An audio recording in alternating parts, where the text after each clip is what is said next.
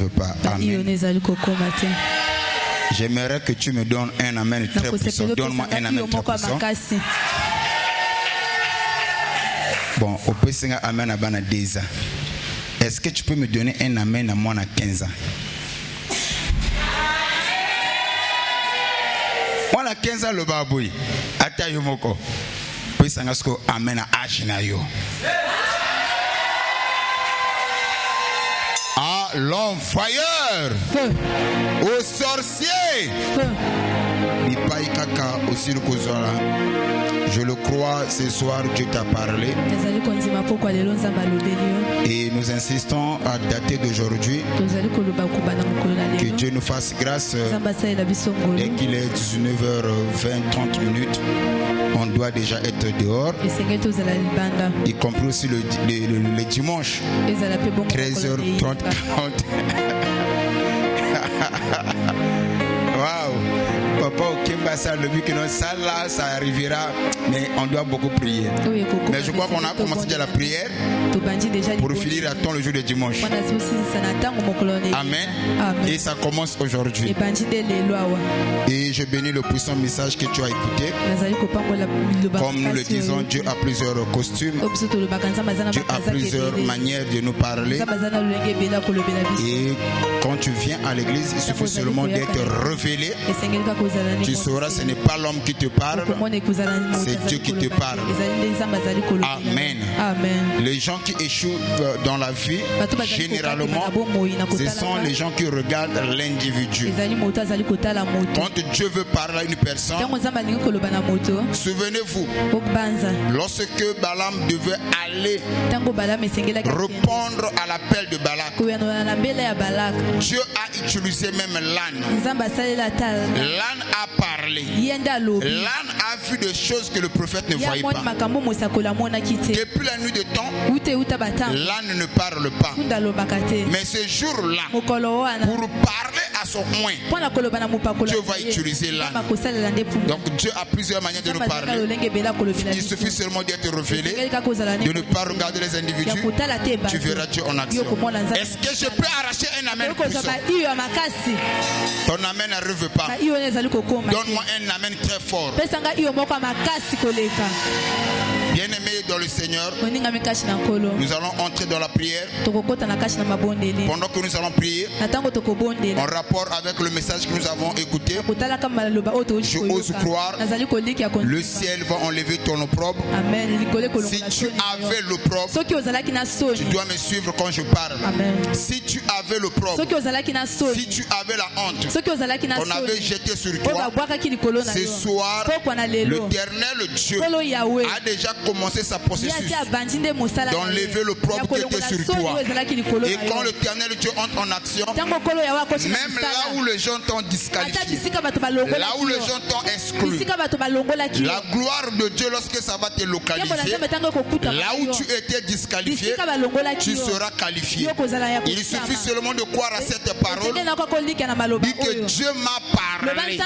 Ne dis pas que la parole est sortie pour X ou pour Y, mais la parole de Dieu est sortie pour toi. Est-ce que vous le croyez aussi? Que Dieu enlève ton opprobre. Toi qui étais dans l'opprobre, les gens ne croyaient pas en toi. Même quand il fallait parler de toi, certains se disaient, est-ce que quelque chose de bon peut sortir de lui? C'est à cause de l'opprobre. Mais ce soir, l'Éternel Dieu, il a décidé d'enlever ton opprobre. Quand l'opprobre se lève, automatiquement c'est la nouvelle saison qui commence. Alors nous allons faire la prière. Il se peut que l'opprobre, ça peut être le nom qu'on t'a donné. La honte, ça peut être le nom qu'on t'a donné. La honte peut être la situation que tu traverses. Et nous savons tous, lorsque une personne traverse un moment difficile, généralement, les gens prennent la situation que la personne traverse. On va commencer à étiqueter cela. C'est-à-dire que comme à Kombo ya Moutou, sa période moko ya malade, bakamati malade. maladie, les gens oublient même ton nom.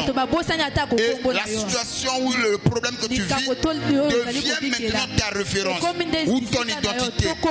Aujourd'hui, je ne sais pas quelle honte que tu as, que l'Éternel Dieu a décidé d'enlever. Ta honte peut être la maladie, ta honte peut être la stérilité, ta honte peut être les blocages, ta honte peut être les répétitions de l'échec. Peu importe ce que tu vis, ce soir, que l'Éternel Dieu qu'il puisse enlever ta honte.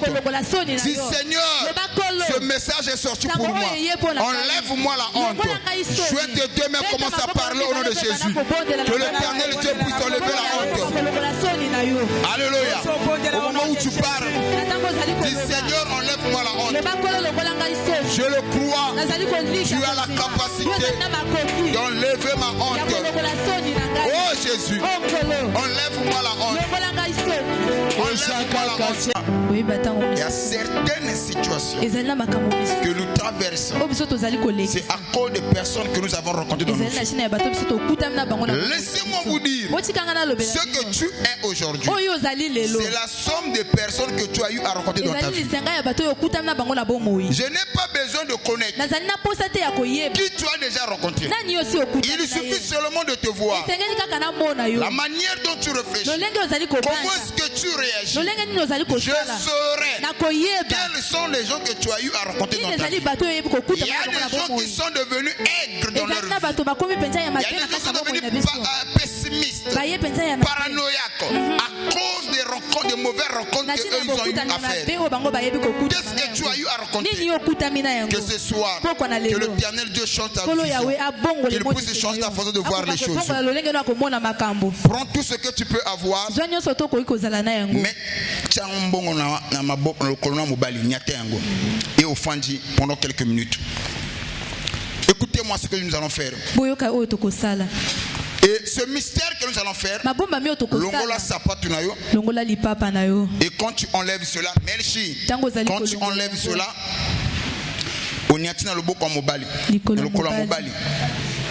le mobile, c'est le pied droit. Amen. Tu pétines. Écoute ce que j'aimerais dire. Dans la vie, il y a 7 catégories de personnes qui peuvent te priver de l'aide de Dieu.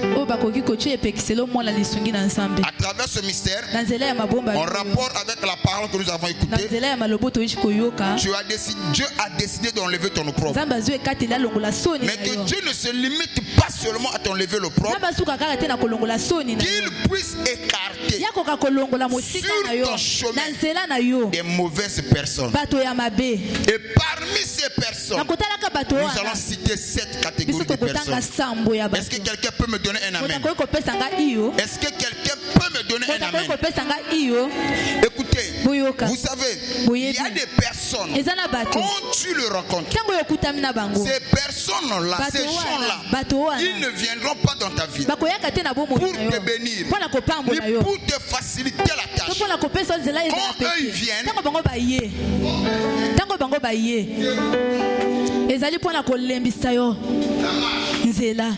est-ce que quelqu'un me suit? C'est pour t'alourdir la marche. Merci.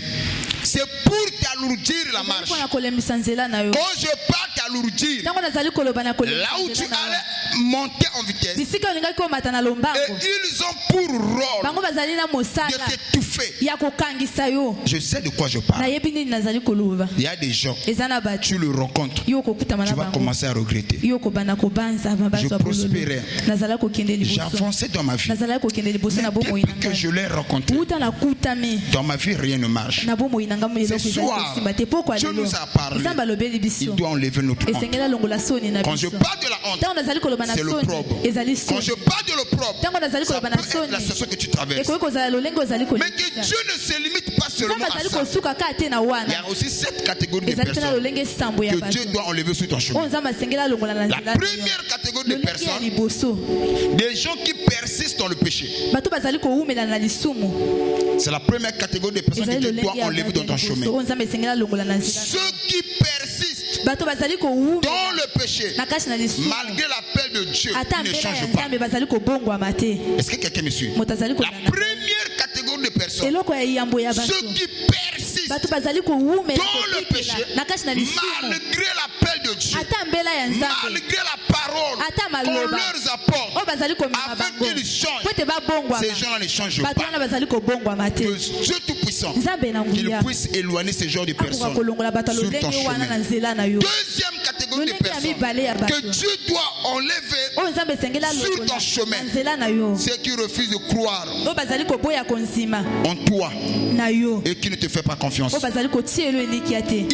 grand temps que toutes les personnes qui ne croient pas en toi et qui ne te fait pas confiance, que Dieu puisse le carter sur ton chemin. Oh my, je crois que tu allais me donner un amen. Je croyais que tu allais me donner un amen.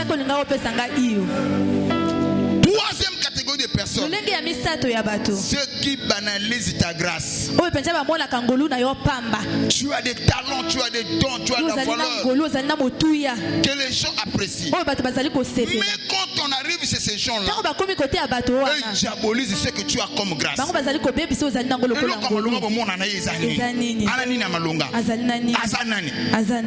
Toutefois, quand on parle de toi, ils sont là pour banaliser ta grâce, pour réduire ta grâce. Oh, que Dieu enlève ce genre de personnes sur ton chemin. Et ces gens-là ne reconnaissent pas ta valeur. Que Dieu puisse les éloigner sur ton chemin. Et quatrième catégorie de personnes, ceux qui parlent toujours négativement. Ceux qui parlent toujours négativement. Non, ils parlent négativement, ça n'a rien à voir avec toi. Il y a des gens dans la vie, quand ils ouvrent la bouche pour parler, ils parlent toujours négatif.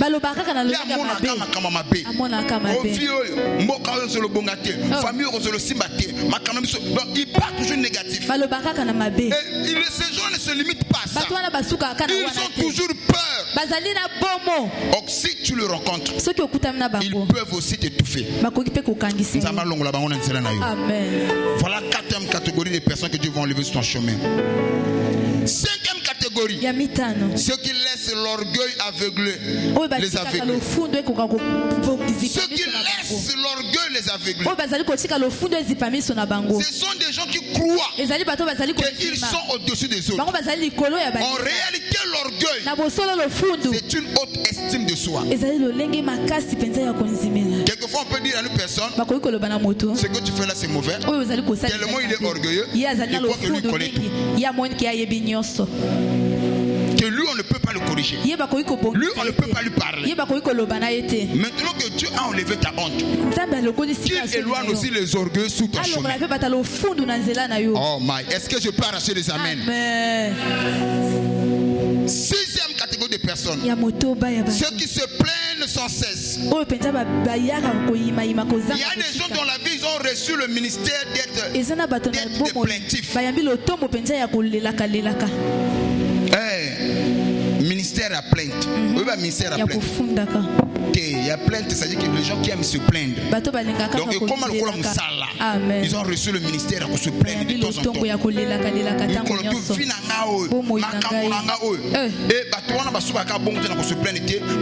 le pitoyement de soi. Que je sais pas si quelqu'un me suit. Amen.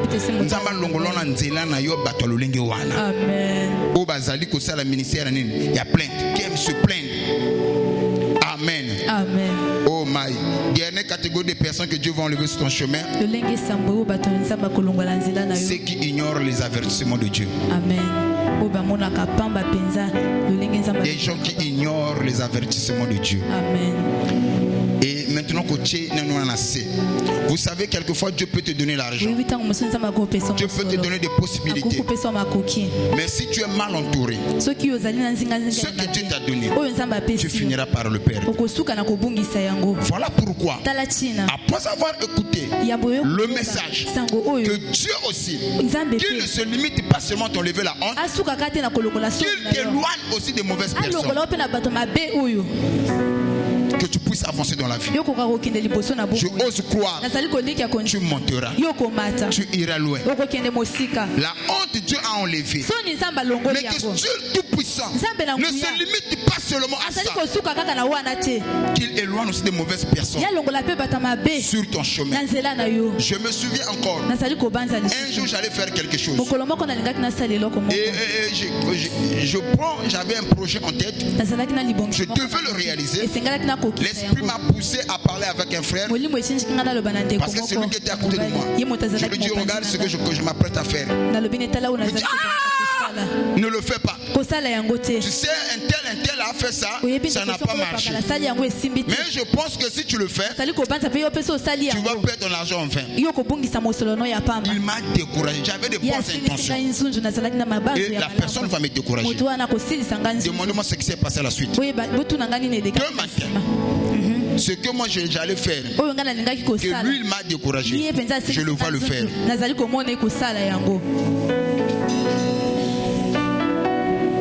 Il y a des gens comme ça.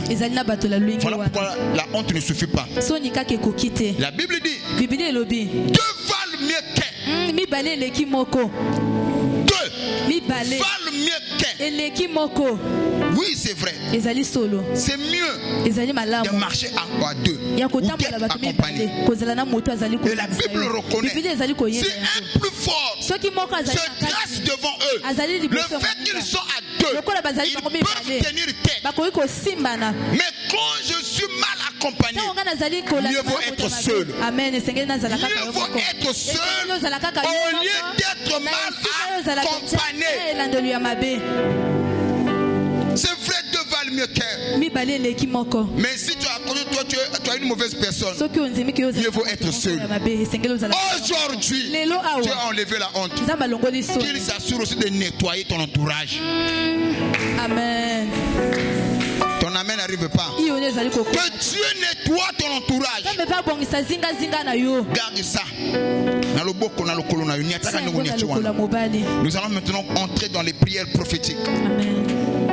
Que l'Éternel Dieu qui élève, il a dit à Josué, partout la plante de ton pied foulera. Ce lieu-là, je te le donne en possession. Malgré cela, Josué avait la promesse. Il était aussi question qu'il soit aussi bien accompagné. C'est vrai que tu as reçu la promesse. Tu dois aussi être bien accompagné. Je viens te dire, mais commence à déclarer que toutes les mauvaises personnes, éloigne-les sur mon chemin. Écarte-les sur mon chemin. Élève ta voix, commence à prier au nom de Jésus.